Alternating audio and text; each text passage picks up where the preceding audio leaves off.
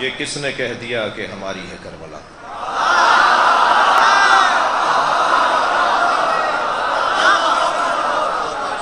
یہ کس نے کہہ دیا کہ ہماری ہے کربلا؟ حق بات تم کہو تو تمہاری ہے کربلا۔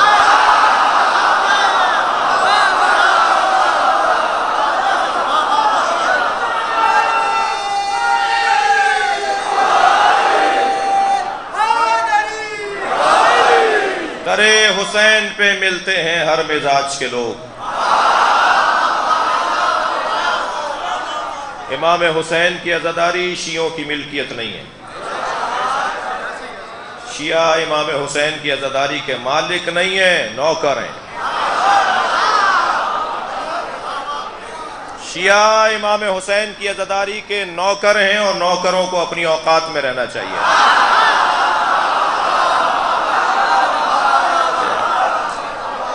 مالک کے مہمانوں کا خیال کرنا چاہیے۔ اس ذکر کا مالک خود حسین ہے، اور جو بیدار دماغ ہوگا وہ امام بارگاہ میں آئے گا، جو زندہ ضمیر ہوگا وہ امام بارگاہ میں آئے گا، جس کے اندر انسانیت ہوگی وہ حسین کو یاد کرے گا۔ لہذا کسی کو حق نہیں ہے کہ وہ یہ پوچھے دروازے پر کہ تم سنی ہو یا شیعہ۔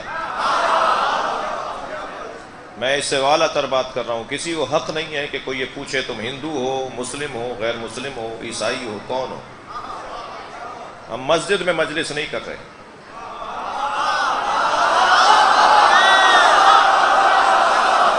ساری دنیا مدرسہ بناتی ہے، ہر مسلمان مکتب فکر مدرسہ بناتا ہے، ہم بھی مدرسہ بناتے ہیں۔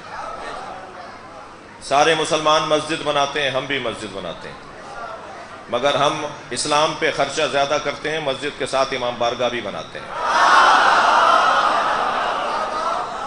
وہاں بھی تو ممبر لگا ہوا ہے، یہ ڈبل دوبارہ ایک اور ہال بنانے کی ضرورت کیا ہے؟ پیسے زیادہ تھے آپ کے پاس کہ آپ نے دو عمارتیں بنا لی، مسجد کی علیحدہ، امام بارگاہ کی علیحدہ؟ یا آپ نے مسجدوں کے ساتھ امام بارگاہ بنایا ہی اس لیے ہے کہ مسجد میں ہندو نہیں آ سکتا، عیسائی نہیں آ سکتا؟